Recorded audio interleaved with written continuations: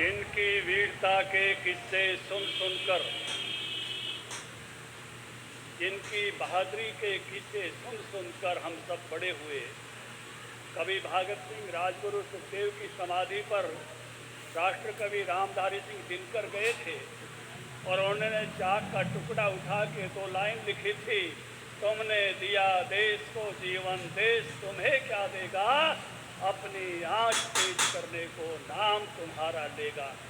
शब्द भेदी बाण, उस बाण की ताकत दूसरे के मुल्क में आंखें फूटी हुई और उसके बावजूद भी सुल्तान को चित करने वाले इस बहादुर महापुरुष के मूर्ति के अनावरण के लिए आज ये 36 बरादरी की सरदारी आई है।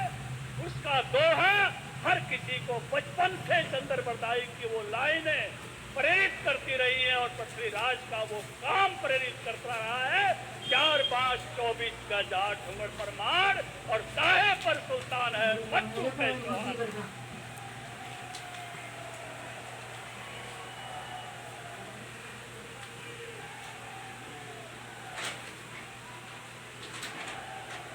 इस मौके पर उपस्थित संत समाज और आज मुझे फक्र है भारत के रक्षा मंत्री, जिनकी नजरें देखकर हमारे पड़ोसी देश थरथराते हैं, जिनकी निगाहों से भारत की सीमाएं सुरक्षित हैं,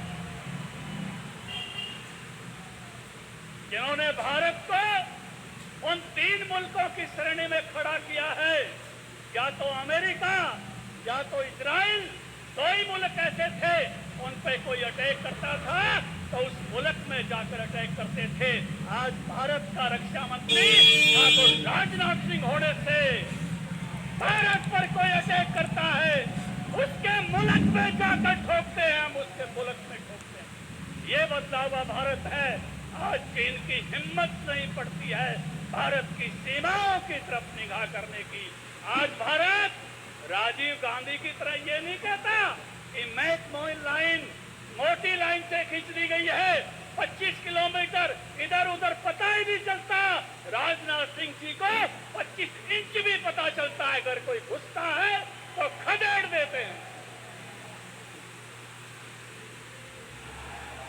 आज का भारत राजनाथ सिंह जी के रक्षा मंत्री का भारत नरेंद्र मोदी को 15 अगस्त पर अपनी बनाई हुई तोपों से सलामी देता है। आज का भारत पानी में अपना विक्रांत उतारता है। आज का भारत हथियार मंगाता नहीं, दुनिया को हथियार देता है। ऐसे भारत के यशस्वी रक्षा मंत्री का स्वागत इस कुलाना की वीर भूमि पर करते हुए आदरणीय राजनाथ सिंह जी, ये वीरों की भूमि है। हर घर में फौजी है। हम सेना में भर्ती अगर 10 होते हैं तो बलिदानों में हम 25 होते हैं। ऐसी ये भूमि है। गांव गांव वीर भूमि, अगणित है शौर्य गाथा। और आज आपके आने पर यहाँ का हर वीर आपको शीश निभाता, आपको प्रणाम करता है, आपका वंदन करता है। मुझे आनंद है मुख्यमंत्री जी की नीतियों को तोड़वा के, नीतियां अलाउ नहीं कर रही थी लेकिन उन्होंने दरियादली दिखाई और कुलाना में हमको बेटियों का कॉलेज दिया। मैं स्वागत करता हूं मुख्यमंत्री जी से दोबारा नीतियों को तोड़वा कर। और हमने संस्कृति स्कूल पटौदा में बनाया, जबकि जिले में 1 बनता था। उसके लिए भी मैं मुख्यमंत्री जी का अभिनंदन करता हूं। और एक नीति और तोड़वाना चाहते हैं, ये सीएलयू की नीति और तोड़ दो, एनओसी कर दो, हमारा भी ऐसा जुगाड़ हो जाएगा।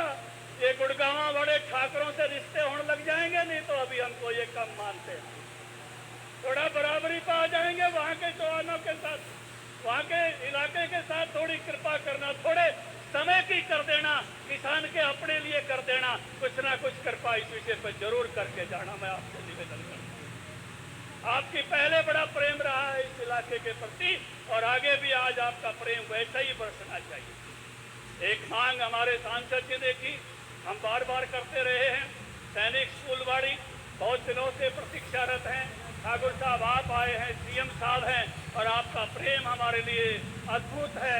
और जब प्रेम होता है तो नीतियां टूटी जाया करती हैं, बदली जाया करती है। मुझे लगता है कि ये नीति भी बदलेगी। सड़कें हमारे यहाँ बहुत अच्छी बनी हैं, लेकिन अब काफ़ी सारी सड़कों की हालत नहीं है। चाहे जज्जर से बहादुरगढ़ जाना हो, चाहे यहाँ से गुड़गांवा जाना हो, चाहे बादली की तरफ जाना हो, कई रोड बड़े अच्छे हो गए। केएमपी अच्छा है, उसके साथ साथ सोनीपत जाने, बागपत जाने वाला रास्ता अच्छा बढ़ गया। लेकिन यहाँ से ऐसा रास्ता चाहिए, यहाँ की रिश्तेदारियाँ अलीगढ़ तक हैं, बुलंदशहर तक हैं, वो रास्ता भी चकाचक बना दो, रिश्तेदारों को आने में देर ना लगे।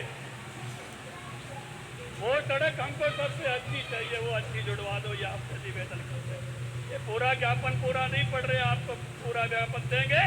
और आपने बहुत वर्षों से सुबाना में एक स्कूल जो है बिल्डिंग बनी हुई है किसान स्कूल की, उसके लिए भी हमने पहले मांग की थी, उसमें भी कुछ स्किल का कॉलेज बनवाएं। और जैसे मैं निवेदन करूंगा, बड़े दिनों बाद हमने ये जलसा किया है, बुलाए हो, कभी ऐसी स्थितियां थी कि कोरोना आ गया था और आ गया था, बड़े जलसे में कई दिन बाद आए हो, और नई पंचायत भी बन गई है। चारों हलके के लिए 50-50 करोड़ रुपये कम से कम जरूर जो खजाना खोल के जाना, इससे नए सरपंचों को भी कुछ ना कुछ काम करने का मौका मिले और उनको भी ऐसे दिखाने का मौका मिले। राजपूत समाज की धर्मशाला की मांग हमने की है, 85 लाख बकाया हैं, वह तो माफ कर दियो और 1 करोड़ और दे दियो, बढ़िया बना के उद्घाटन के लिए आपको बुलाएंगे। उसके लिए भी आपसे निवेदन करते हैं। और एक रेलवे लाइन की बात एमपी साहब ने भी की है, सर्वे भी हुआ था, उसको भी पूर्ण तार दियो, जो है ये अब इनसे निकल जाएगी। और बाढ़सा की जो है एम्स तक अगर मेट्रो का भी एक प्रपोजल पहले से आपके सामने है, वो पूरा हो जाएगा तो दिल्ली से पेशेंट आने और जाने में भी आसानी हो जाएगी। और एक सबसे और महत्वपूर्ण मांग, यहाँ शेर सिंह जी आए हैं और हमारे करणी सेना के साथी भी आए हैं, यहाँ समाज के सभी लोग उपस्थित हैं, भाई संजय सिंह और नैनपाल रावत भी हैं, सुनीता दुग्गल और डीपी वत्स की भी हैं, रामविलास शर्मा पधारे हैं। और इन सब के सामने कोई भी मुकदमे, कोई से भी धरने के प्रदर्शन के हो, चाहे पद्मावती वाले हों, वो भी मुख्यमंत्री जी सारे वापस लेने की कृपा करना, ये मेरा निवेदन है। क्योंकि जब कोई समाज के गर्व और गौरव को चोट पहुंचाता है तो हम खड़े हो जाते हैं। हम गौरव का नुकसान नहीं देख सकते, समाज की गरिमा का नुकसान नहीं देख सकते। आज आपके नेतृत्व में मान्यवर भारत का गौरव बढ़ाने का काम हो रहा है, जहाँ सैनिक क्षेत्र में हो रहा है, वहाँ तीर्थों पर भी हो रहा है। कभी आपकी सरकार विश्वनाथ का गौरव बढ़ाती है, कभी वैद्यनाथ का गौरव बढ़ाती है, कभी महाकाल का गौरव बढ़ाती है, और कभी जो है केदारनाथ का गौरव बढ़ाती है। ये समाज जो सामने बैठा है, ये भी गौरव और गरिमा के लिए लड़ा करता है, हम भी गौरव के लिए लड़ते हैं, ये संत समाज भी गौरव की बात करता है। और इसलिए हम आज का जो चित्र हमने लगाया है, वो भी गौरव के लिए लगाया है। उस गरिमा और गौरव नई पीढ़ियों में आता रहे, जो पृथ्वीराज चौहान में था। कुछ दिन पहले राव तुलाराम का भी हमने पाटोदा में लगाया था। हम सब गौरव और गौरव से जीने वाले लोग हैं, इसलिए सेना में जाते हैं, गर्व और गौरव पर मरते हैं, शान पर मरते हैं। और इसलिए किसी शान के कारण से किसी कानून में गुस्ताखी हो गई हो तो सीएम साहब ये समझ के कि ये शान और आन और पान की लड़ाई थी, ऐसे सब मुकदमे किसी भी समाज के हैं, उनको खत्म किया जाए, माफ किया जाए। ये आपसे निवेदन करते हुए आज तो मैं तो यहाँ निमंत्रण देने वालों में हूँ, अपनी और बात नहीं रखते हुए आपके साथ मांगने वालों में हूँ। हम सुनने आए हैं ठाकुर राजनाथ सिंह जी को, भारत के आलीशान शानदार रक्षा मंत्री को, जिनका एक एक शब्द जब राजनाथ सिंह जी बोलते हैं तो भारत भी सुनता, चीन भी सुनता है, पाकिस्तान भी सुनता है, लाइव कैमरे लगाकर सुनते हैं। ऐसे आलीशान रक्षा मंत्री को सुनने के लिए आए, हम भी एक एक शब्द सुनकर जाएंगे और माननीय मनोहर लाल जी को सुनकर जाएंगे। इन्हीं शब्दों के साथ आप सबको प्रणाम करते हुए, और पृथ्वीराज चौहान अमर रहे, पृथ्वीराज चौहान अमर रहे, जय भवानी, भारत माता की। बहुत बहुत धन्यवाद आदरणीय अध्यक्ष महोदय। एक बार जो हाथ खड़े नहीं हुए सम्राट पृथ्वीराज चौहान के सम्मान में, शुरू से लेकर के आखिर तक एक बार सब हाथ खड़े हो गए। सम्राट पृथ्वीराज चौहान, सम्राट पृथ्वीराज चौहान। आदरणीय धनखड़ जी का धन्यवाद। उन्होंने हमारे मन की जो थी और ऐसी भी कहीं जो हमारे भी मन में आई नहीं थी, वो सारी बात केंद्रीय और प्रदेश के नेतृत्व के सामने रख दी। अब हम सब की निगाहें, हम सब के कान बहुत अच्छी अच्छी बातें अगले दोनों वक्ताओं के श्रीमुख से सुनने के लिए तरसेंगे, उनकी तरफ लगे रहेंगे। मैं हरियाणा के आदरणीय मुख्यमंत्री जी को मंच पर आमंत्रित करने से पहले, आपसे रूबरू होने के लिए आमंत्रित करने से पहले उनकी उदारता का जिक्र करना आवश्यक समझता हूँ। महाराणा प्रताप की जयंती का आयोजन हो रहा था अंबाला में। अपने में से बहुत सारे लोग वहां गए होंगे। कोई पूर्व योजना नहीं थी, कोई पूर्व तैयारी ना हमारी थी और ना उनके मन में थी। मंच पर मुख्यमंत्री जी बैठे थे, उनका उद्बोधन होने वाला था। हम में से कुछ लोगों के मन में आया कुछ तो नया काम बढ़िया सा होना चाहिए। वहीं पल भर पहले, क्षण भर पहले मुख्यमंत्री जी से अनुरोध किया कि महाराणा बागवानी विश्वविद्यालय करनाल में बन रहा है, उसका नाम आप अगर घोषित कर दें महाराणा प्रताप के नाम से तो समाज आपका आभार मानेगा। तय मानिए, एक सेकंड नहीं लगाई, पहला वाक्य मंच पर आते ही उन्होंने बोला, आदरणीय मुख्यमंत्री जी ये कहते हुए कि ये तराइन वाले पृथ्वीराज चौहान की प्रतिमा का अनावरण आप लोगों के हाथों से हुआ है। तराइन की धरती पर आपकी एक घोषणा कि वहां सम्राट पृथ्वीराज चौहान का स्मारक बने और केवल स्मारक नहीं, इतिहास को भ्रष्ट करने वाली घटनाओं को शुद्ध करने के लिए एक शोध केंद्र भी बने, इसकी भी आपने घोषणा की हुई है। ये अनुरोध करते हुए कि उसके रास्ते की बाधाएं भी आप दूर करने की घोषणा करेंगे, मैं आदरणीय मुख्यमंत्री जी को अनुरोध करूंगा कि वे हम सबको आशीर्वाद दें।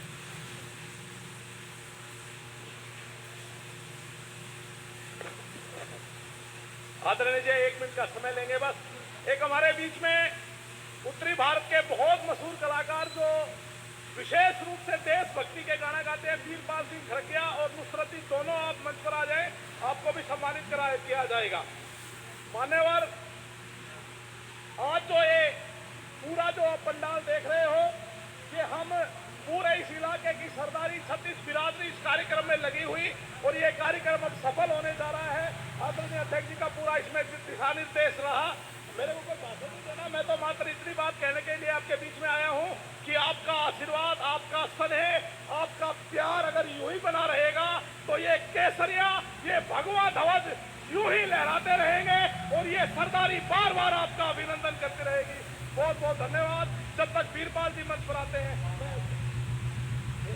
हमारे बहुत ही आदरणीय प्रदेश के यशस्वी मुख्यमंत्री, ऐसे नहीं भाई, मैं बोलूंगा मनोहर लाल जी को जय श्री राम, दोनों हाथ खड़े, जब तक एक भी हाथ नीचे रहेगा माननीय जी यहाँ पर नहीं आएंगे। मनोहर लाल जी को जय श्री राम, मनोहर लाल जी को जय श्री राम। माननीय मनोहर लाल जी, मुख्यमंत्री हरियाणा सरकार, आदरणीय मुख्यमंत्री।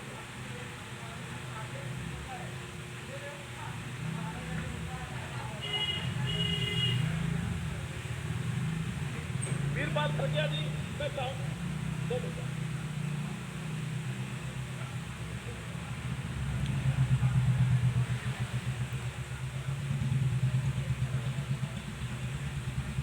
मेरे प्यारे पराक्रमी वीरों, आपके पराक्रम की जानकारी चाहिए। भारत माता की नहीं मिली अभी पूरी जानकारी। भारत माता की, दिल्ली भी आवाज पहुंचा दो, भारत माता के। धन्यवाद।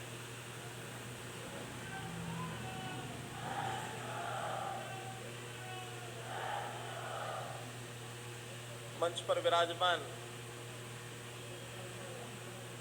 हमारे नौजवानों की धड़कन, अपने कंधों पर देश की सुरक्षा का पूरा भार आप लिए हुए आदरणीय रक्षा मंत्री श्री राजनाथ सिंह जी,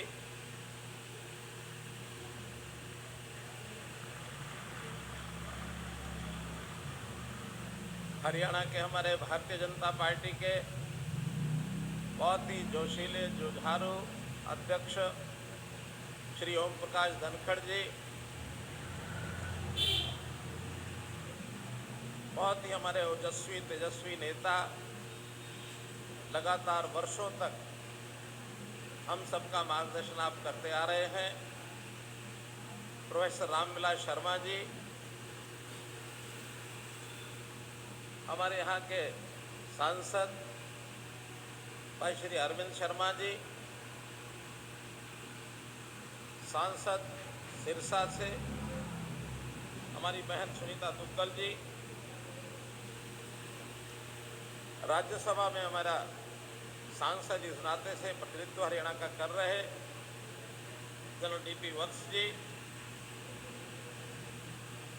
हमारे इस आसपास के इलाकों से पधारे हुए विधायकगण श्री मोहनलाल कौशिक जी, श्री संजय सिंह जी, श्री लक्ष्मण यादव जी, श्री नयनपाल रावत जी, श्री सत्यप्रकाश रावता जी, पार्टी के जिलाध्यक्ष श्री विक्रम कात्यान जी, राजपूत सभा के हमारे अध्यक्ष श्री सुरजीत सिंह चौहान जी, महिला मोर्चा प्रदेश अध्यक्षा बहन सुमित्रा चौहान जी, ठाकुर विक्रम सिंह जी, मंच संचालक श्री दिनेश शास्त्री जी, वीरेंद्र चौहान जी, उपस्थित अन्य सभी मंचासीन श्रेष्ठजन, दाएं बाएं मंचों पर विराजमान संत समाज, उपस्थित बुजुर्गों, माताओं, बहनों, नौजवान साथियों, पत्रकार छायाकार मित्रों, बहुत ही एक गौरव का यह दिन है। आज जिन्होंने देश के इतिहास में ऐसे नए नए कीर्तिमान स्थापित करके देश की सांस्कृतिक दिशा को, सामाजिक दिशा को मोड़ दिया है, ऐसे हमारे पराक्रमी सम्राट पृथ्वीराज जी चौहान, उनके आज प्रतिमा का अनावरण करने का यह सुनहरा दिन, इसका अनुभव किया और इस जोश में पूरे इस उत्साह के साथ इस इलाके की जो सरदारी है इकट्ठी हुई है, मैं आप सबका अभिनंदन करता हूं, आपको नमन करता हूं, आपका स्वागत करता हूं। साथ ही आज मैं स्वागत करता हूं कि हरियाणा में अभी पंचायती राज चुनाव चल रहे हैं और उन चुनाव में 2 चरणों का चुनाव पूरा हो गया है, तीसरा चरण अभी आना शेष है, लेकिन 2 चरणों में भी झज्जर जिले के और आसपास के जिलों के चुनाव हो चुके हैं। परिणाम इस नाते से सरपंच और पंचों का परिणाम आ चुका है, तो जो भी इन जिलों में यहाँ उपस्थित अथवा नहीं भी उपस्थित है, तो ऐसे हरियाणा के जो पंच और सरपंच जीत चुके हैं, उन सबको बहुत बहुत बधाई, बहुत बहुत शुभकामनाएं। भाई बहनों, आज का दिन ये इतिहास को जीवित करने का एक ये दिन है। इतिहास तो लगातार चलता है, लेकिन अगर उस इतिहास की घटनाओं को स्मरण न किया जाए तो इतिहास कहना कि खो जाता है। और यदि लगातार स्मरण करते रहेंगे तो हमारे आने वाली पीढ़ी, वर्तमान पीढ़ी, इन सबको उनके जीवन से, जो इतिहास के अंदर जिन जो स्तंभ रूप में खड़े रहे हैं, उनके जीवन से प्रेरणा मिलती है। तो ऐसी शख्सियत सम्राट पृथ्वीराज जी चौहान की रही है, जिन्होंने कितनी ही लड़ाइयाँ लड़ी। एक दुर्भाग्य स्थिति रही, दुर्भाग्यपूर्ण के इतिहास को बहुत ही विकृत करके, तोड़ मरोड़ करके पेश किया जाता रहा।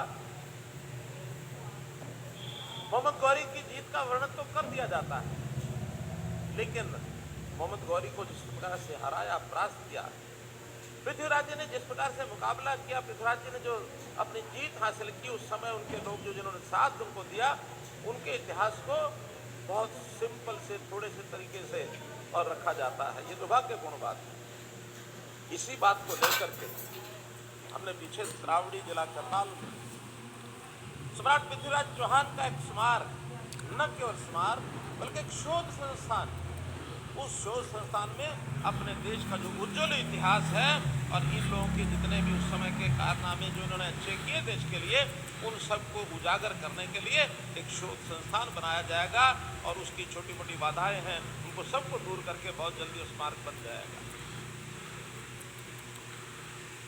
मित्रों, पृथ्वीराज जी चौहान का संबंध हरियाणा से बहुत गहरा रहा है।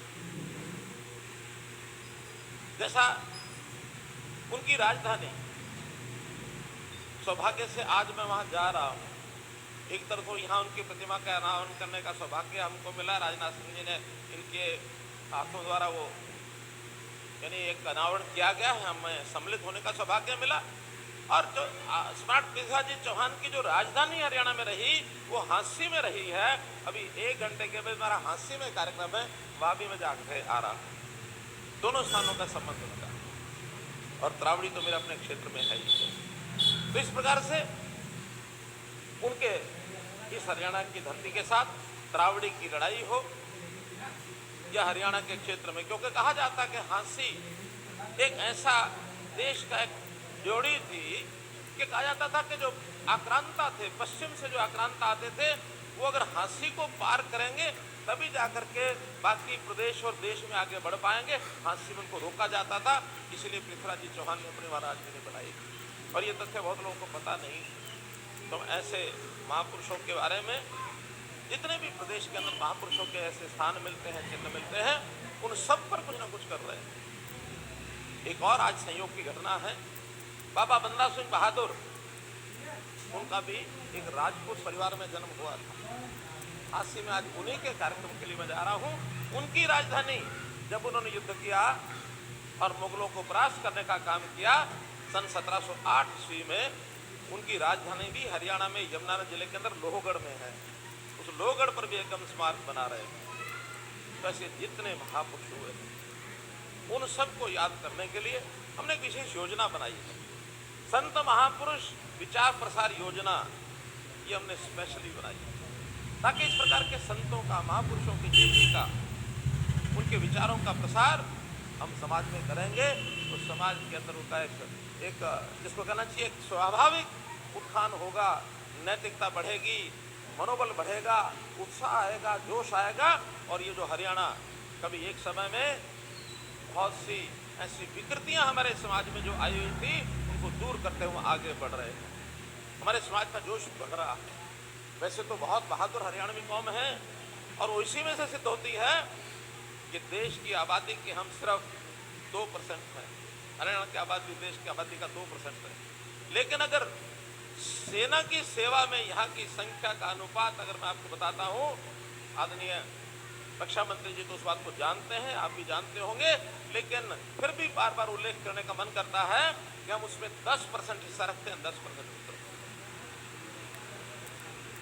सेना में जाने का हमारे युवक का एक मनोबल उत्साह होता है। युवा हमारा बड़ा जिसको कहना चाहिए संघर्षशील। मजाक में धनखड़ जी को मैं कह रहा था कि हमारा युवा लड़ने भिड़ने में और बड़ा होशियार होता है, बड़ा उत्साही होता है। सीमा पर जा करके लड़ करके जान की परवाह नहीं करता, और जब जाके परवाह नहीं करता देश की रक्षा में वो काम आता है, शहीद भी होता है। लेकिन कभी कभी अगर उसको सेना में भर्ती होने का मौका ना मिले तो आपस में लड़ने लग जाते हैं। ये हमारा दुर्भाग्य है। तो इसलिए हर एक युवा की शक्ति का उपयोग हो। आपने अग्निवीर योजना की घोषणा की, बहुत अच्छी योजना हमको पसंद आई। पता विपक्ष के लोग शोर मचाते थे कि 4 साल के बाद वापस आएंगे, क्या करेंगे। हमने कहा ये सब अनुशासित होकर आएंगे, देशभक्ति का भाव इनमें भरेगा, और अगर वापस आएंगे कहीं और काम मिले न मिले, हरियाणा सरकार ऐसे वापस लौटे अग्निवीरों को सबको नौकरी की गारंटी देती है, हम सबको नौकरी देंगे। और ये योजना लगातार सुचारू रूप से चल रही है। अभी भी भिवानी में आजकल भर्ती उसकी चल रही है। 3000 भर्ती वहां से निकली है, 1 राउंड पहले हो चुका है, दूसरा लगातार ये भर्ती बढ़ती रहेगी और ये संख्या और भी बढ़ेगी तो समाज में एक अनुशासन आएगा और एक वीरों की धरती उसको और आगे बढ़ने का एक मौका मिलेगा।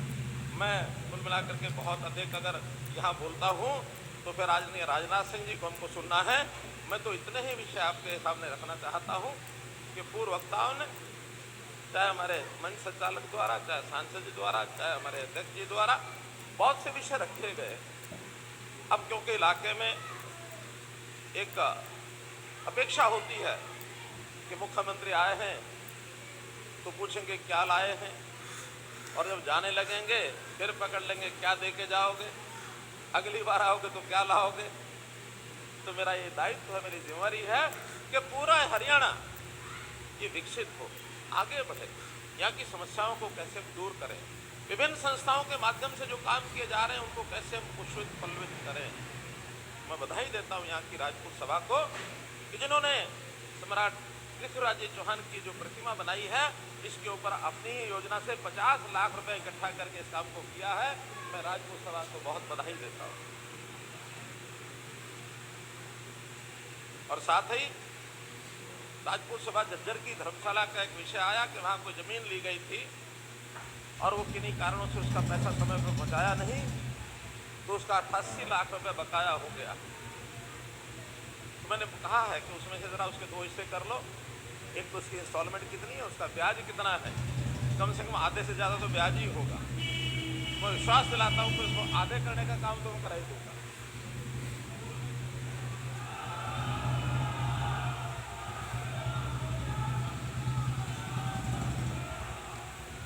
सुनिए सुनिए सुनिए सुनिए सुनिए सुनिए सुनिए आप कह रहे हैं पूरा, मेरी एक कठिनाई है। उसमें कठिनाई क्या है कि सरकारी नियम होते हैं, उन नियमों में जो उसकी मूल राशि होती है, जो अरे सुन लो भाई सुन लो, अरे सुन लो, अरे सुनो तो सही, सुनो तो सही, आगे बोलने तो दो, मुझे बोलने तो दो, अरे बोलने तो दो। अभी इतना जल्दी मत करो, जल्दी करोगे तो फिर बाकी रह जाएगा जो और मैं बोलने वाला हूँ, तो बाकी सब रह जाएगा। अभी तो छोटी आइटम से शुरू किया मैंने। एक नियम होता है, सुनो, नियम होता है कि जो जमीन का ओरिजिनल रेट इसकी इंस्टॉलमेंट होती है उसको कानूनन कोई माफ नहीं कर सकता। इसलिए वो जितनी राशि होगी, मैंने कहा उसका पता करें, अगर वहाँ माफी नहीं भी होगी तो कहीं से उपलब्ध कराएंगे, और उपलब्ध करा के भी संस्था कहेंगे कि भाई आपको ना करना पड़े, लेकिन वहाँ जमा कराने के कहीं से भी मदद करेंगे। हाँ, भवन के लिए हर जगह, धर्मशालाओं के लिए 5-11 लाख मेरा खाते में से नेचुरली जाता है, लेकिन यहाँ मैं भवन में जो उसकी कीमत, जो उसका खर्च आएगा 21 लाख रुपया, उसके लिए अनाउंस करता हूँ। अब जहाँ तक इलाके के विकास की बात है, बहुत सी बातें लिख के दी हैं, लेकिन ये सारी मांगें कुछ तो 1-2 दिन पहले ही मिली हैं, कुछ आज मंच पर बैठे बैठे मिली हैं। तो हर एक का एक फिजिबिलिटी रिपोर्ट लेनी पड़ती है, वो अभी डिपार्टमेंट से ली नहीं गई है। लेकिन हाँ, आपके जो आए हुए काम हैं उसमें जहाँ तक सड़कों का विषय है, सड़कों की रिपेयर है, सड़कें नई बनाने की जो बात आई हुई है, उसमें पूरे जिले में PWD की 100 करोड़ रुपए की सड़कों का मुरम्मत और नई बनाने का काम ही आपका कराया जाएगा। 100 करोड़, एक नहीं 100 करोड़। दूसरा विषय, पंचायतें नई बनी हैं, अब इन नई पंचायतों के लिए भी गांव-गांव में कुछ आवश्यकता पड़ेगी, नई पंचायतें बनी। हमने भी इन कामों के लिए जब उनकी ओत हो जाएगी, उसके बाद हर एक गाँव में जो काम वहाँ की पंचायत से आप रेजोल्यूशन पास करा के या नगर पालिकाओं से रेजोल्यूशन पास करा के लाएंगे, ऐसे पूरे जिले में जो मांगा गया है 50-50 करोड़ रुपया दोनों जगह के लिए, वो 50-50 होगा या 70-25 होगा, वो तो कितने काम कहाँ के आएंगे उस पर निर्भर करता है। लेकिन कुल मिलाकर आपकी मांग के हिसाब से 100 करोड़ रुपया उसमें भी लगाया जाएगा। इसलिए मित्रों, आज मैं अलग अलग मांग के हिसाब से, तो शायद इसलिए नहीं कि उसकी कोई जानकारियां पहले से नहीं है, लेकिन मोटे रूप से ये सारे काम दिसंबर के पहले सप्ताह में, चुनाव भी सारे समाप्त हो चुके होंगे, एक एक काम की जानकारी आप तक पहुंचा दी जाएगी। तो इसलिए 100 करोड़ वो और 100 करोड़ ये कर दिया जाएगा। इसी प्रकार ये जो बात बार बार हमारे मंच से आ रही है, सांसद महोदय ने भी रखी है, अध्यक्ष महोदय जी भी रखी है, मैं भी पूरा आग्रह करूंगा रक्षा मंत्री जी के सामने कि जो मातनहेल में मातन हॉल में सैनिक स्कूल की बात है। ये सैनिक स्कूल, इसका भी जो मैं आग्रह करता हूँ कि कोई भी अपनी नीति में छूट देकर विशेष आयोजन करके रक्षा क्षेत्र में हरियाणा की बहुत बड़ी एक भूमिका है, इसको ध्यान में रखते हुए मेरा आग्रह है कि कोई स्पेशल योजना बनाकर मातन हेल का ये सैनिक स्कूल इसको जरूर सिरे चढ़ा दे। मेरा ये विनम्र आग्रह है आपसे। एक मांग आई है हरियाणा शहरी विकास प्राधिकरण, जिसको हुडा विभाग पहले कहते थे, झज्जर में सेक्टर 6, भाई शांत रहो, शांत रहो। आपके बोलने शोर करने से कुछ नहीं होगा। जो कुछ आज बताया ठीक है, और आपका हमारा खाता लगातार चलेगा। कौन सा बंद हो गया? कल फिर सही, चिंता क्यों करते हो? इसलिए HSVP के सेक्टर, इसमें नए सेक्टर बनाने की बात आई है। सेक्टर 6 पहले से विकसित है, आधा पार्ट और विकसित किया जाएगा जो बाकी बचा है। सेक्टर 9 को भी विकसित किया जाएगा, और जिनकी ज़रूरत है प्लाटों की, वो प्लॉट भी दिए जाएंगे। और 2 महीने में वहाँ की जो सड़कें, वहाँ का जो विकास का काम है झज्जर का, वो भी पूरा करा दिया जाएगा। मित्रों, बहुत सी मांगे हैं। एक जल भराव है खेतों में, लगभग 10,000 एकड़ के अंदर जल भराव। ये भी डिप्टी कमिश्नर को आदेश दे दिए हैं, अगले 2 महीने के अंदर पानी इसका बाहर निकाल करके और बोने लायक वो जमीन बन जाए, क्योंकि बहुत बड़ा एरिया है। इसलिए आपकी रबी की फसल उसमें बोई जा सके, इसका जरूर प्रबंध किया जाएगा। फिर किसान स्कूल, जो धनखड़ जी ने कहा कि किसान स्कूल है यहाँ, तो किसान स्कूल को उसको मंजूर किया जाता है। वो स्किलिंग का स्कूल, हुनर के विकास का स्कूल, उसमें तुरंत चलाया जाएगा अगले सेशन से। इसलिए वो बिल्डिंग खाली नहीं रहेगी, उस स्कूल का भी और ये काम पूरा कर दिया जाएगा। तो मित्रों, जो बातें आपके ध्यान में मैंने करानी थी वो कराई हैं। फिर भी जो कि मैंने बताया कि डिमांड्स लेट हो गई, अगर टाइम से पहले आती तो इनका फिजिकल जो भी कोई वेरिफिकेशन कराना था, फिजिबिलिटी, वो करा के लाई जाती। अभी भी चुनाव समाप्त होते ही, क्योंकि अभी चुनाव चल रहे हैं, इस 9 महीने के अंत तक ये चुनाव सब समाप्त हो जाएंगे। दिसंबर पहले सप्ताह में इन सारी चीज़ों की प्लानिंग बना करके आप तक भेज दिया जाएगा। आपने अभी जो कि हमारे रक्षा मंत्री जी का भाषण सुनना है, इसलिए उनके भाषण के और आपके बीच में मैं ज़्यादा न रहूं। मुझे जो कुछ कहना था मैंने कहा। कोई बात रह जाए तो भाइयों, भूल चूक लेनी देनी। बहुत बहुत धन्यवाद।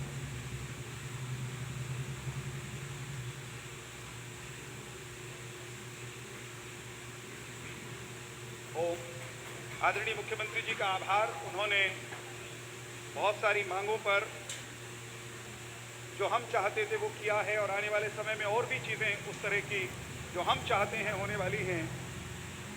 आज हम सपाद लक्ष्य जिस क्षेत्र को कहते थे, मध्य प्रदेश से लेकर के सुदूर हिमालय तक, उसके सम्राट पृथ्वीराज चौहान की प्रतिमा का अनावरण करने के लिए भारत के रक्षा मंत्री जी आए हैं। रक्षा मंत्री जी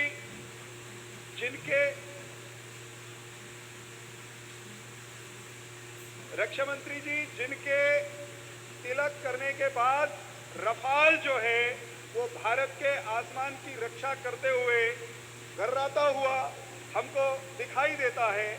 ऐसे रक्षा मंत्री जी जो संघ की शाखा में शाखा कार्यवाह से शुरू होकर और एक दिन फिर कृषि मंत्री हुए, तो किसान, हरियाणा किसानों का प्रदेश है, किसान के जो ब्याज की दर कम करने वाले ऐसे हमारे नेता, जिन्होंने 2 बार भारतीय जनता पार्टी के अध्यक्ष के रूप में देश का नेतृत्व किया, और नरेंद्र मोदी जी जैसे प्रधानमंत्री के रूप में हमें एक ऐसा अद्भुत हीरा दिया अध्यक्ष के नाते, हम आदरणीय रक्षा मंत्री जी को आमंत्रित करें। उससे पहले दिनेश जी,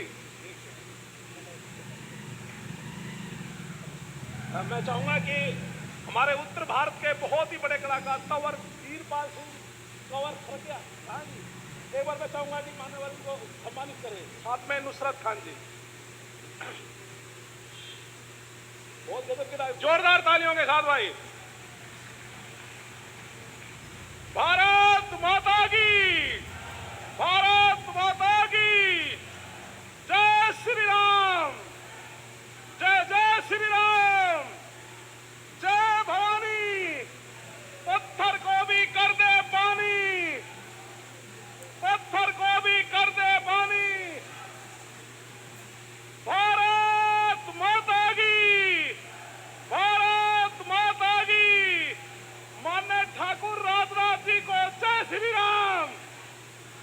नहीं होता भाई। माननीय ठाकुर राजनाथ जी को जय श्री राम, जय श्री राम, जय श्री राम। बहुत बहुत धन्यवाद।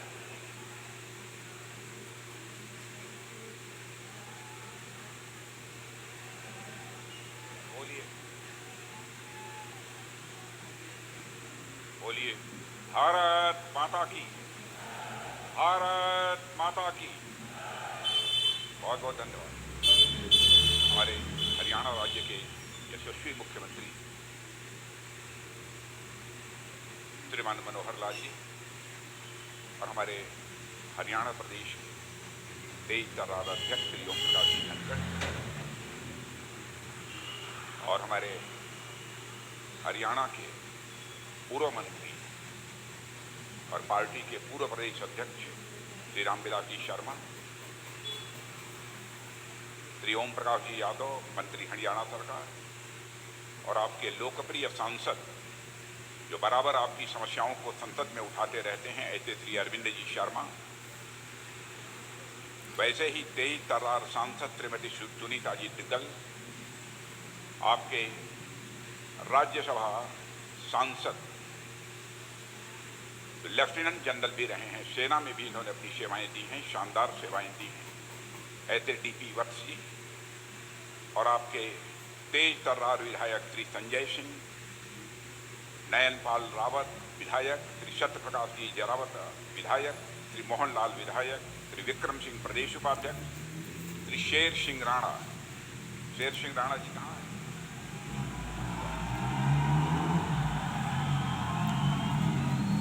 अब देखिए, या शेर सिंह नाम से ही मैंने कहा कि शेर सिंह को मैं देखना चाहता हूं। श्री सुखदेव सिंह भूगा मैड़ी राष्ट्रीय अध्यक्ष करणी सेना, श्री सुरजीत सिंह राजपूत सभा अध्यक्ष, श्री दिनेश जी शास्त्री मंच संचालन कर रहे हैं और हमारे विक्रम कादियान जिलाध्यक्ष झज्जर, श्री महेश चौहान, श्री राहुल राणा और श्रीमती सुनीता चौहान और मंच पर उपस्थित अन्य सभी सम्मानित देवियों एवं सज्जनों और हमारी बाईं तरफ हमारे सब पूज्य संतगण बैठे हैं। आप सबकी तरफ मैं शीश झुकाकर आप सभी को मैं प्रणाम करता हूं और यहां मौजूद मेरे सभी सम्मानित बहनों एवं भाइयों, हरियाणा राज्य का जहां तक प्रश्न, भारत ही नहीं दुनिया के दूसरे देशों में रहने वाले लोग भी सच्चाई को अच्छी तरह जानते हैं। यह हरियाणा राज्य हिंदुस्तान का एक ऐसा राज्य है जहां की हवाओं में वीरता और बलिदान की गाथाएं तैरती रहती हैं, ऐसा राज्य है हरियाणा।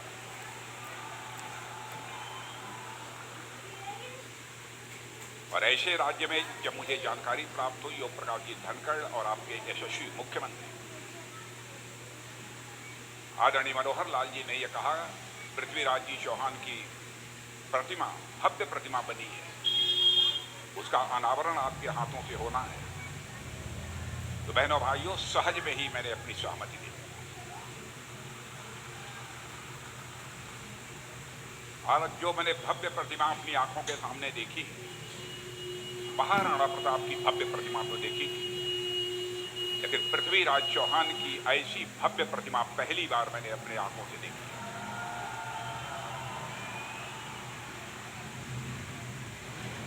और जो ये पहल आप लोगों के द्वारा की गई, इसके लिए मैं एक बार शीश झुकाकर आप सभी बहनों भाइयों का अपनी तरफ से हार्दिक अभिनंदन करता हूं, आप सभी का स्वागत करता हूं।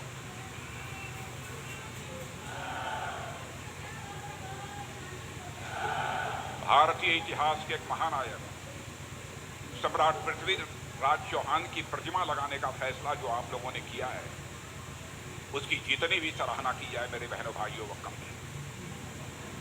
और आप सभी जानते हैं कि महाराजा पृथ्वीराज चौहान यदि पैदा हुए थे तो गुजरात की धरती पर पैदा हुए थे और इनकी गणना भारत के उन महान शासकों में होती है जिन्होंने केवल एक बड़े भूभाग पर ही राज नहीं किया था, एक बड़े भूभाग पर ही हुकूमत नहीं चलाई थी, बल्कि अपने शौर्य, पराक्रम, साहस के कारण अपने क्षेत्र और अपने देश की जनता के दिलों पर भी राज करने का काम यदि किसी ने किया था तो पृथ्वीराज जी चौहान ने किया।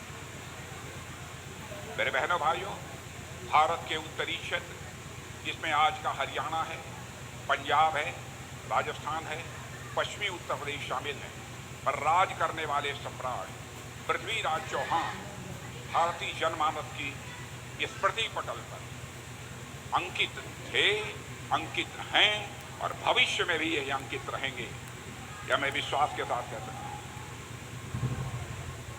और उनके प्रति लोगों के मन में इतना सम्मान का भाव है, इसका सहज ही अनुमान इस बात से आप लगा सकते हैं। 1100 वर्ष गुजर जाने के बावजूद आज भी लोगों के दिलों में यह तड़पन है, महाराजा पृथ्वीराज चौहान की भव्य प्रतिमा लगनी चाहिए। और इस हरियाणा की धरती पर आप लोगों ने महाराजा पृथ्वीराज चौहान की भव्य प्रतिमा लगाकर आपने दिखा दिया। मैं जानता हूं पृथ्वीराज चौहान के संबंध में बहुत सारी बातें आप लोगों ने पढ़ी होंगी इतिहास के पन्नों पर और लोगों के द्वारा भी सुनी होंगी। बहुत विस्तार में नहीं जाऊंगा, लेकिन उनके बारे में भी यहां पर मौजूद हूं तो कुछ बातें आपके सामने मैं यहां रखना चाहूंगा। अंग्रेज इतिहासकार जेम्स स्टार्ट ने सम्राट पृथ्वीराज चौहान को अंतिम हिंदू राजा कहा था, जबकि सच्चाई है कि हम सभी जानते हैं कि यह बात ऐतिहासिक रूप से सही नहीं है। सच्चाई यह है कि उनके बाद भी भारत के अनेक हिस्सों में हिंदू शासकों का शासन रहा है और जिसमें सबसे उल्लेखनीय है छत्रपति शिवाजी जी महाराज का मराठा शासन भी रहा है। यदि हम दिल्ली की बात करें तो दिल्ली पर भी अंतिम हिंदू शासक हेमू थे, जिन्होंने स्वयं ही विक्रमादित्य की उपाधि धारण किया था। और हेमू विक्रमादित्य ने ही 1556 में लड़ी गई इसी पानीपत हरियाणा की पानीपत की दूसरी लड़ाई में मुगल शासक अकबर का मुकाबला किया। पूरी लड़ाई में हेमू का पलड़ा भारी रहा, मगर अचानक तीर लग जाने के कारण वह जमीन पर गिर पड़े। परिणाम स्वरूप हेमू विक्रमादित्य को हार का सामना करना पड़ा। इसके बावजूद भी इतिहासकार टाड ने, अंग्रेज थे, इतिहासकार टाड ने यह कहा है कि सम्राट पृथ्वीराज एक हिंदू शासक थे। तो इसके पीछे कारण क्या था? मैं समझता हूं इसको समझने की जरूरत है। मेरे बहनों भाइयों, मेरा यह मानना है कि सम्राट पृथ्वीराज भारत की उस सांस्कृतिक चेतना और परंपरा के अंतिम शासक थे जो इस देश की मिट्टी में पैदा हुई और यहीं पर पली और यहीं पर बढ़ी।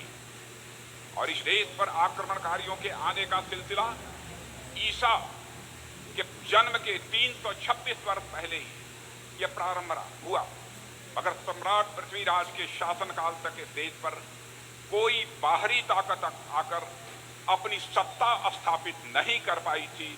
यह करिश्माई शौर्य और पराक्रम का परिचय यदि किसी ने दिया था तो पृथ्वीराज चौहान और उसके पहले के शासकों ने दिया। इस देश पर आक्रमण सिकंदर ने किया, शेल्यूकस ने किया, मोहम्मद बिन कासिम ने किया, शको ने किया, हूणों ने किया, तमाम आताताई आए मेरे बहनों भाइयों, मगर वे या तो पराजित होकर चले गए या फिर यहाँ की संस्कृति में ही वह पूरी तरह से रच बस गए। तरह इनकी पहली लड़ाई 1191 में जीतकर पृथ्वीराज चौहान ने दुश्मन के प्रति सदा सहायता दिखाई, दरिया दिली दिखाई और दरिया दिली दिखाते हुए उसे जिंदा वापिस लौटने दिया था। कल्पना कर सकते हैं पृथ्वीराज चौहान का मन कितना विशाल था, मन कितना बड़ा था। परिणाम यह हुआ कि अगले ही साल मोहम्मद गोरी एक बड़ा लाव लश्कर लेकर आया और पृथ्वीराज चौहान को इस बार हार का सामना करना पड़ा था। दुश्मन के साथ मानवीय व्यवहार करना और मेरे बहने भाइयों सदा सहायता दिखलाना और उसे माफ कर देना, वैसे आमतौर पर लोग कहेंगे कि बहुत अच्छी बात है, बड़ी दिलेरी का परिचय दिया, बड़े मन का काम किया, मगर मैं मानता हूं उसे इतना मौका दे देना कि वह दोबारा पलट कर आप पर हमला कर दे, इसे हमारे यहाँ एक सद्गुण विकृति कहा गया, सद्गुण विकृति कहा गया है। और आप पूछेंगे कि यह सद्गुण विकृति क्या होती है, तो यह मानवीय स्वभाव की एक ऐसी कमजोरी है जिसमें व्यक्ति अपनी अच्छाइयों के कारण ही वह कमजोर पड़ जाता है। और यह सद्गुण विकृति केवल सम्राट पृथ्वीराज चौहान की समस्या नहीं थी, बल्कि यह सद्गुण विकृति समस्या धीरे धीरे पैदा हुई जब भारत अपने आर्थिक और सांस्कृतिक वैभव पर पहुंचा था। तो हमने शांति को सर्वाधिक प्राथमिकता दी थी। शांति के पुजारी भी हम कहे जाते थे। हमने युद्ध को त्याग कर बुद्ध को अपनाया और पूरे समाज में शांति का और अहिंसा का संदेश देने का काम हम लोगों ने किया।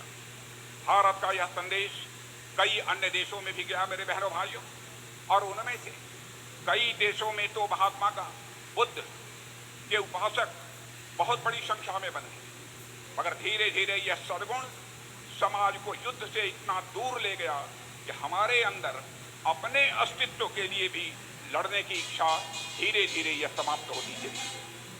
प्रख्यात इतिहासकार आर्नल्ड टॉयनबी ने लिखा है, जब कोई सभ्यता अति सभ्य हो जाती है, मैं आपसे निवेदन करना चाहूंगा, आप भी सुन लें, जब कोई सभ्यता अति सभ्य हो जाती है तो कोई न कोई बर्बरता उसे निगल जाती है।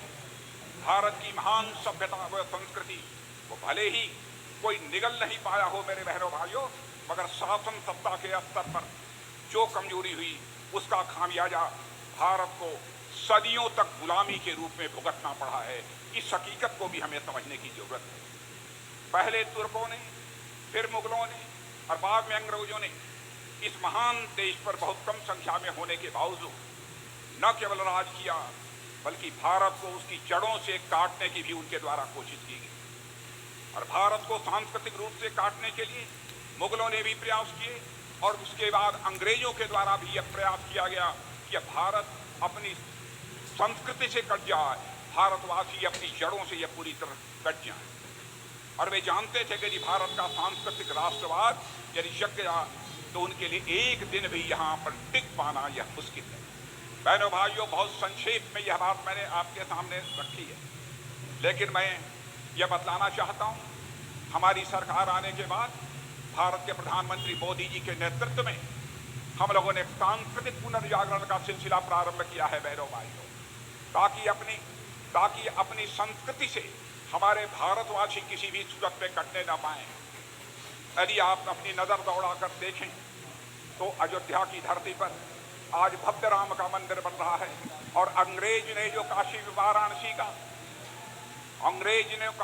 जो काशी विश्वनाथ, औरंगजेब ने जो काशी विश्वनाथ मंदिर जिसको सैकड़ों वर्ष पहले धराशायी कर दिया था, आज अपनी आंखों से जाकर उसका भव्य स्वरूप आप काशी विश्वनाथ का देख सकते हैं, बाबा शिव का देख सकते हैं, बाबा भोले का देख सकते हैं।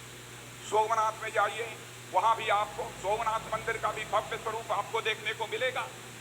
आप बद्रीनाथ जाइए, केदारनाथ जाइए, जहां भी जाइए, बहनों भाइयों, हम लोगों ने कभी संकोच नहीं किया, क्योंकि बराबर हमारे जो सांस्कृतिक प्रतीक हैं, इन्होंने हमें प्रेरणा दी है, त्याग करने की प्रेरणा दी है, और जरूरत पड़ने पर भारत के लिए अपना बलिदान करने की भी प्रेरणा दी है।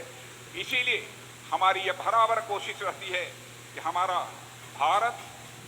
भारतवासी किसी भी सूरत में अपनी जड़ों से न कटने पाए। क्या क्या तमाशा नहीं किया अंग्रेजों ने, भारत के बारे में कह दिया इंडिया कभी नेशन था ही नहीं, इंडिया भारत कभी राष्ट्र था ही नहीं, India is a nation in the making, Bharat अभी राष्ट्र बन रहा है, यह कहकर हमको जलील करने की कोशिश की। लेकिन बहनों भाइयों, मैं उस श्लोक की याद दिलाना चाहता हूं जिसे हमारे ऋषियों और मनीषियों ने लिखा है, उत्तरम यत् समुद्रस्य हिमाद्रेश्यैव दक्षिणम वर्षम तद भारतम नाम भारती यत्र संतति। जहां पर जिसके उत्तर में समुद्र हो और दक्षिण में हिमालय हो, और उस भारत का नाम, उस देश का नाम भारत है, और उसी की हम सभी संतति।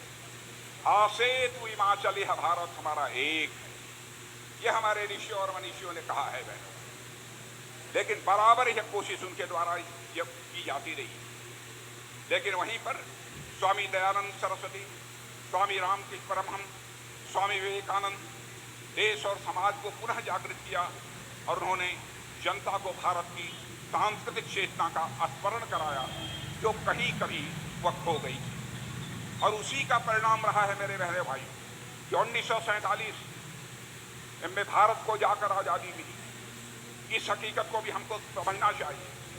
और सत्ता बदली है, उसके बाद भारत की क्या स्थिति रही है उसके बारे में बहुत विस्तार में मैं नहीं जाना चाहूँगा, लेकिन मैं यहाँ पर निश्चित रूप से चर्चा करना चाहूँगा कि बहनों भाइयों, दुनिया के दूसरे देशों में जाओ, दुनिया के रहने वाले लोगों से पूछो, आज सारी दुनिया यह मानती है कि भारत अब यह कमजोर भारत नहीं रहा है, बल्कि भारत अब यह दुनिया का ताकतवर देश बन चुका है। एक धारणा सारी दुनिया में भारत के बारे में बनी। हमारे प्रधानमंत्री मोदी जी की आपने अखबारों में भी देखा होगा, दुनिया के भिन्न भिन्न देशों के राष्ट्राध्यक्षों के द्वारा प्रशंसा की जा रही। क्या कभी आपने इसके पहले सुना था? मैं बहने भाइयों, मैं दावे के साथ कह सकता हूं, जब दुनिया के राष्ट्राध्यक्ष भारत के प्रधानमंत्री की प्रशंसा करते हैं तो जो भी स्वाभिमानी भारतवासी होगा उसका सीना अपने आप चौड़ा हो जाता है। बहनों भाइयों, कि हमारी भारत की इज्जत और प्रतिष्ठा दुनिया में किस तरीके से बढ़ी।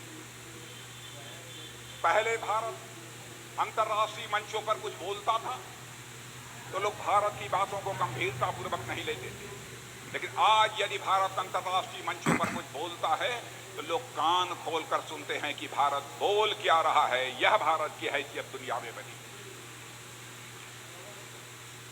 और यह हरियाणा की धरती बहुत सारे बहादुरों को, वीरों को पैदा किया।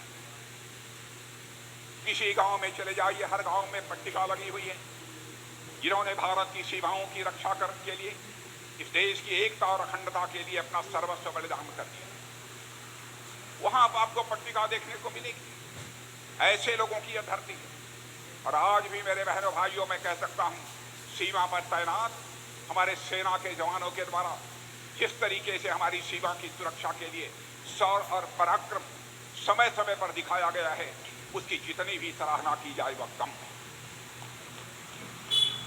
गलवान घाटी में जब भारत और चीन के बीच स्टैंड ऑफ हुआ था, दोनों तरफ से जब सेनाएं खड़ी हुई थी, गुत्थम गुत्था हुआ था बहनों भाइयों, तो हमारे भारत के सेना के जवानों ने जिस शौर्य और पराक्रम का परिचय दिया है, यदि सारी गाथा मैं आपके सामने रख दूं तो अपने आप आपका सीना चौड़ा हो जाएगा बहनों भाइयों। और मैं समझता हूं ऐसे सारे सेना के जवानों का एक बार हाथ उठाकर उनका अभिनंदन किया जाना चाहिए, उनका स्वागत किया जाना चाहिए, तालियां बजाकर किया जाना चाहिए। यह अद्भुत भारत है मेरे बहनों भाइयों, यह अद्भुत भारत है। भारत के बारे में जब पहले यहां पर आतंकवादी वारदातें हुआ करती थी तो लोग कहते थे पाकिस्तान अलग हो गया, आतंकवादी वारदातें बंद हो जानी चाहिए, पाकिस्तान कमजोर देश है, भारत आक्रमण क्यों नहीं कर देता, कुछ हमारे यहां लोग बोला करते हैं। लेकिन बहनों भाइयों, भारत का स्वभाव है, हमारी यह कोशिश रहती है कि हमारे जो पड़ोसी हैं उनके साथ भी हमारे रिश्ते अच्छे होने चाहिए। और आपने देखा कि जब से भारत आजाद हुआ है तब से बराबर पाकिस्तान आतंकवादियों को जम्मू कश्मीर की सीमा पे भेजकर भारत को अस्थिर करने और तोड़ने की वह कोशिश करता है। और आदत बिगड़ गई थी पाकिस्तान की, लेकिन जब उरी और पुलवामा में हमारे पैरामिलिट्री फोर्सेस के जवानों पर कातिलाना हमला आतंकवादियों ने कर दिया, उसके बाद हमारे प्रधानमंत्री ने हम 2-3 लोगों को बुलाकर 15 मिनट के अंदर फैसला कर लिया बहनों भाइयों। और उसके बाद आपने देखा कि हमारे सेना के जवानों ने भारत की धरती से नहीं बल्कि पाकिस्तान की धरती पर जाकर आतंकवादियों का सफाया करने में कामयाबी हासिल की।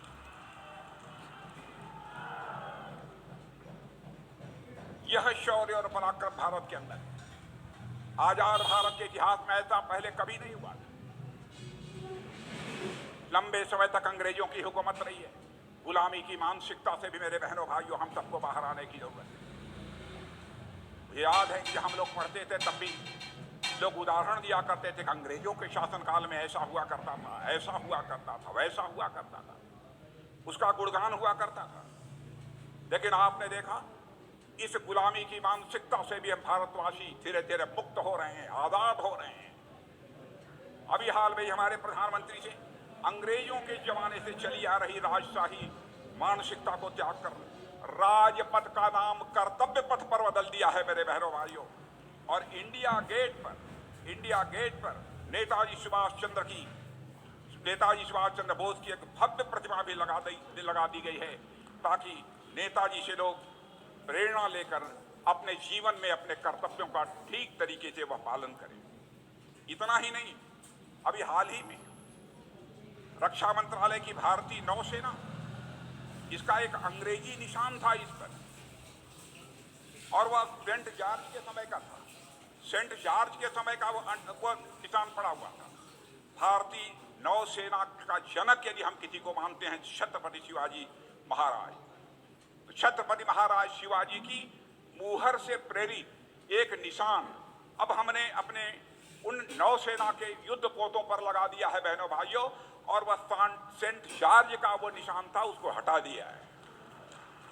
धीरे धीरे इस गुलामी की मानसिकता से भारत को मुक्त करने की दिशा में भी हम लोगों के द्वारा तेजी से काम हो रहा है।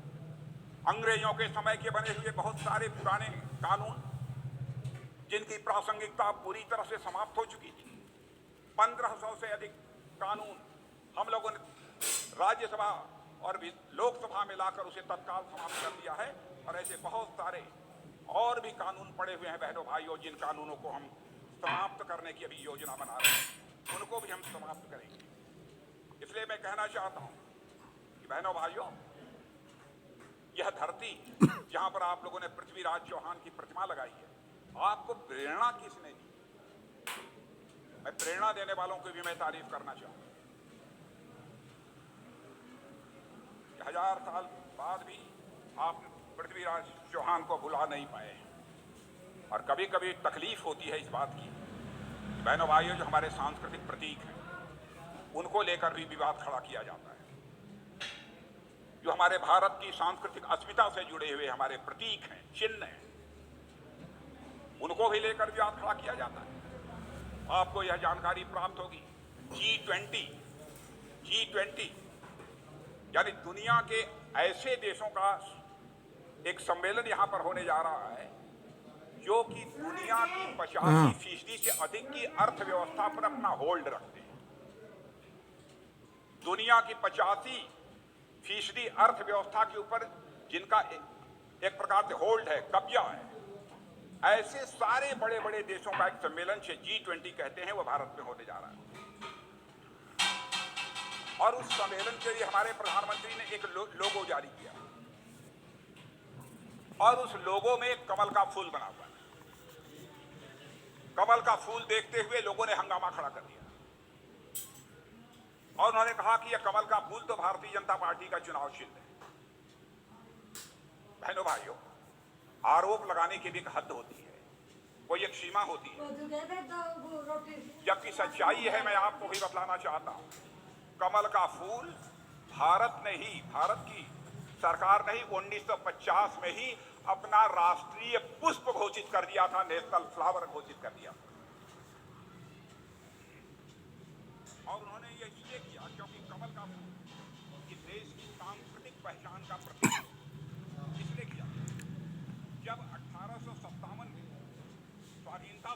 प्रथम स्वाधीनता संग्राम लड़ा गया मेरे बहनों भाई, तो आजादी के मतवालों ने एक हाथ में रोटी और एक हाथ में कमल का फूल लेकर जो है आजादी की लड़ाई लड़ी। यह है कमल का फूल। क्या हम उस कमल के फूल को भुला दें? क्या यह करके प्रधानमंत्री ने कोई बड़ा अपराध किया, उसको लेकर पूरा हंगामा खड़ा करने की कोशिश की? अब किसी पार्टी का चुनाव चिन्ह है, इसलिए कमल के फूल को हमको छोड़ देना चाहिए?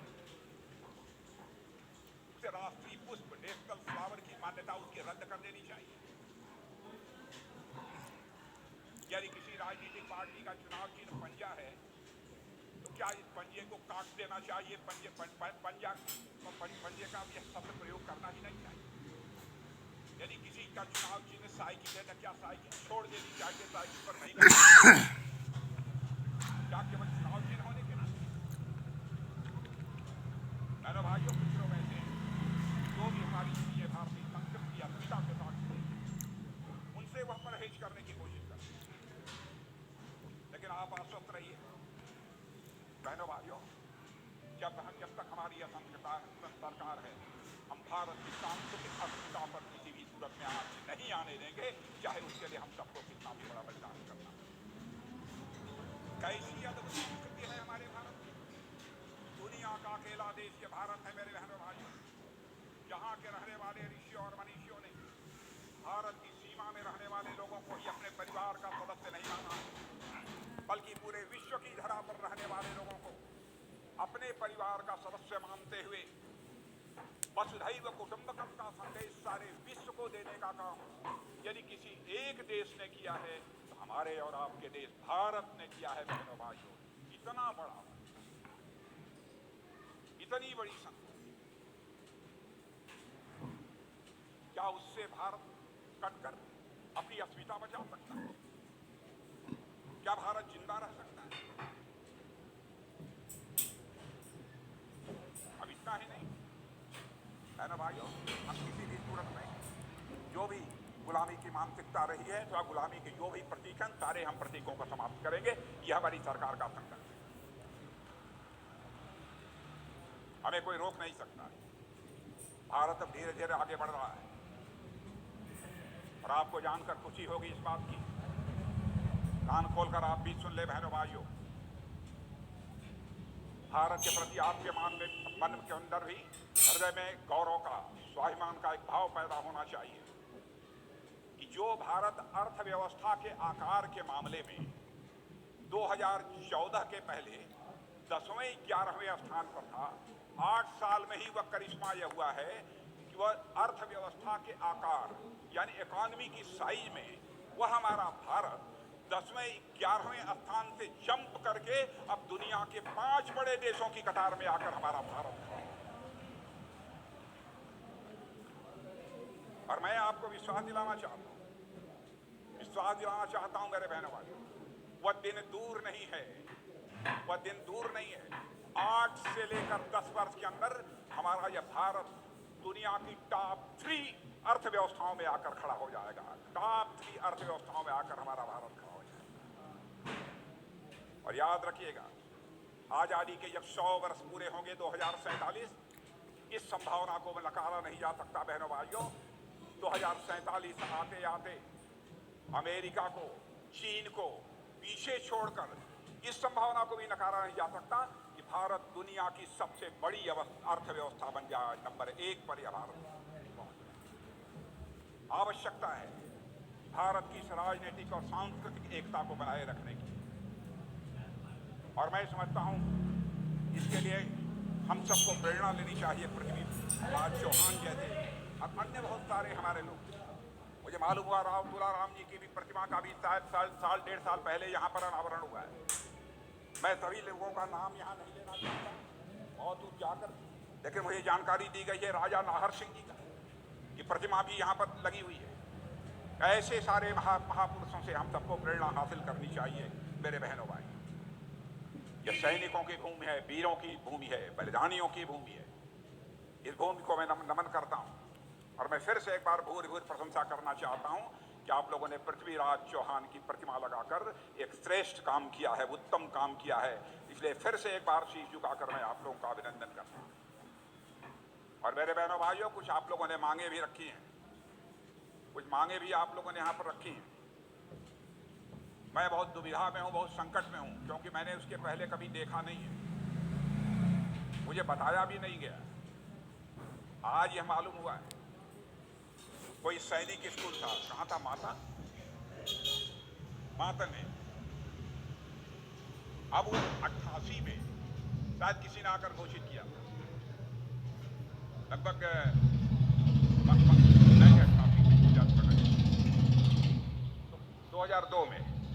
2002 में हुआ। अब वो नहीं हुआ, पॉलिसी बदल गई है, हमारे आने के पहले ही पॉलिसी बदल गई है। लेकिन आप लोगों ने कहा है तो आप लोगों की बातों को मैं बहुत गंभीरतापूर्वक ले रहा हूं।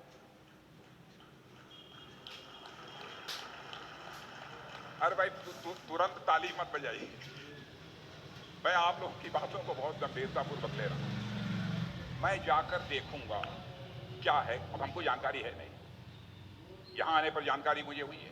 जाकर मैं देखूंगा, रंश मात्र भी यदि गुंजाइश होगी तो जरूर मैं उस काम को करूंगा। लेकिन फिर से ध्यान से सुन लीजिएगा, क्योंकि राजनाथ सिंह ने अपनी जिंदगी में राजनीति जनता की आंखों में धूल झोंक कर कभी नहीं किया।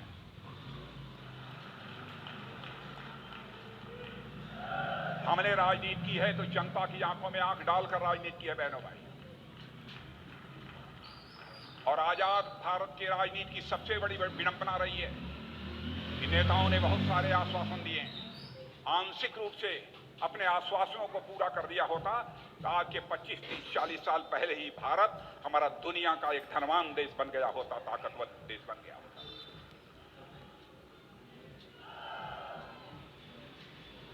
कथनी और करनी में अंतर लाकर जो भारत की राजनीति में विश्वास का संकट पैदा हुआ था, हम उस विश्वास के संकट को नहीं पैदा होने देना चाहते। विश्वास के संकट को हमारी सरकार ने एक चुनौती के रूप में स्वीकार किया। हम लोगों ने अपनी घोषणा पत्रों में भी जो कहा उसे किया, और मैं तो दावे के साथ कहता हूं कोई मां का लाल बतला दे कि आपने ये कहा था उसको नहीं किया। आज भी जो मैं कह रहा हूं नाप तौल कर मैं बोल रहा हूं, मैं जाकर देखूंगा और इतनी सी भी कोई गुंजाइश, कोई रास्ता यदि निकलेगा तो उस रास्ते से मैं निकलकर इसको करने की कोशिश करूंगा। हाँ तो ताली बजाइएगा या धीरे से बजाइएगा?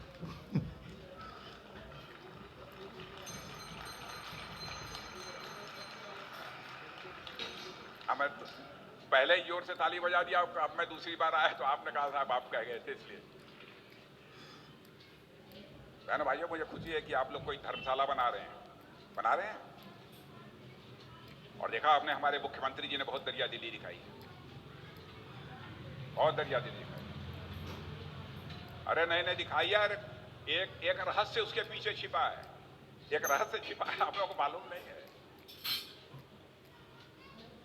बहनों भाइयों, मैं दावे के साथ कह सकता हूं, चाहे अन्यथा कोई ले, आपका मुख्यमंत्री, आप चाहे जो भी कह लें, संत प्रकृति का मुख्यमंत्री है। बहनों भाइयों, संत प्रकृति का आपका मुख्यमंत्री है। विनम्रता, शालीनता की पराकाष्ठा है। जनता के लिए कुछ कर गुजरने की उनके दिलों में तड़पन है। और मैं किसी की प्रशंसा केवल इसलिए नहीं करता हूं वह मुख्यमंत्री है इसलिए प्रशंसा की जाए। सभी राज्यों में जाता हूं, सभी की प्रशंसा नहीं करता हूं, नजदीक से मैंने देखा। कोई छोटी बात है, सत्ता के शिखर पर कोई बैठा हो और कोई मां का लाल उंगली उठा कर यह कहने की हिम्मत नहीं कर सकता उसके दामन पर कोई भ्रष्टाचार की दाग लगी हुई है। कोई छोटी बात नहीं है। लेकिन मैं कहूंगा कुछ लोगों ने करिश्माई काम किया। हमारे अरविंद शर्मा जी, हमारे सांसद, उन्होंने कहा साहब धर्मशाले के लिए हम लोग पैसे की कमी नहीं करने देंगे, 11 लाख रुपया मैं दूंगा। ओम प्रकाश जी यादव, कहां है ओम प्रकाश जी? बताइए, हमारे ओम प्रकाश जी यादव, इन्होंने कहा 11 लाख रुपया मैं भी दूंगा इस धर्मशाला बनवाने का। और इतना ही नहीं, हमारे प्रदेश अध्यक्ष, जिनके खड़े होने पर, भाषण देने पर आप तालियां बजा रहे थे, लंबे चौड़े हैं, ओम प्रकाश जी धनखड़, इन्होंने कहा ये लोग देंगे तो क्या मैं नहीं दूंगा, मैं भी 11 लाख रुपए इसमें दूंगा। ओम प्रकाश जी धनखड़ भी देंगे। और देखिए, हमारे राज्यसभा में सांसद हैं लेफ्टिनेंट जनरल डीपी वत्स जी, उन्होंने भी कहा इस दौड़ में मैं भी पीछे नहीं रहना चाहता हूं, मैं भी 11 लाख रुपए।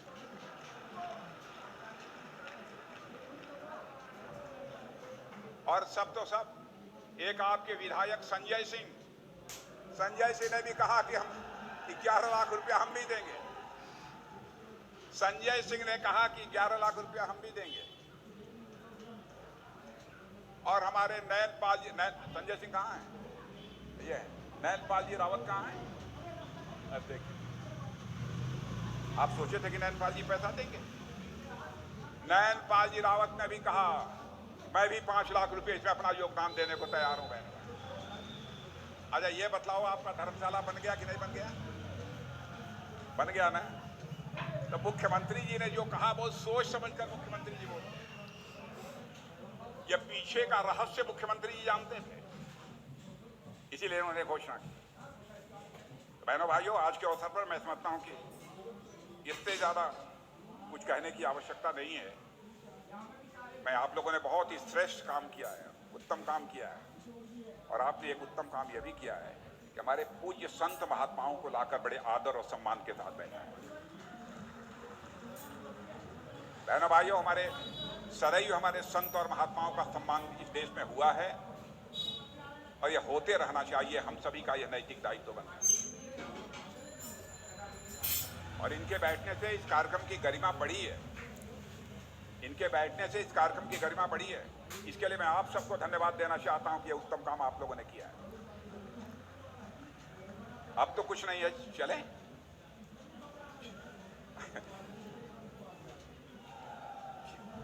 चलें चलें, अब चलें कि न चलें? अरे भाई, पीछे के लोग बतलाइए, चला जाए कि न चला जाए? नहीं चला, नहीं चलते हैं, फिर आएंगे। नहीं, आप लोगों ने खाने पीने की कोई व्यवस्था नहीं की है, मैं चल रहा हूं।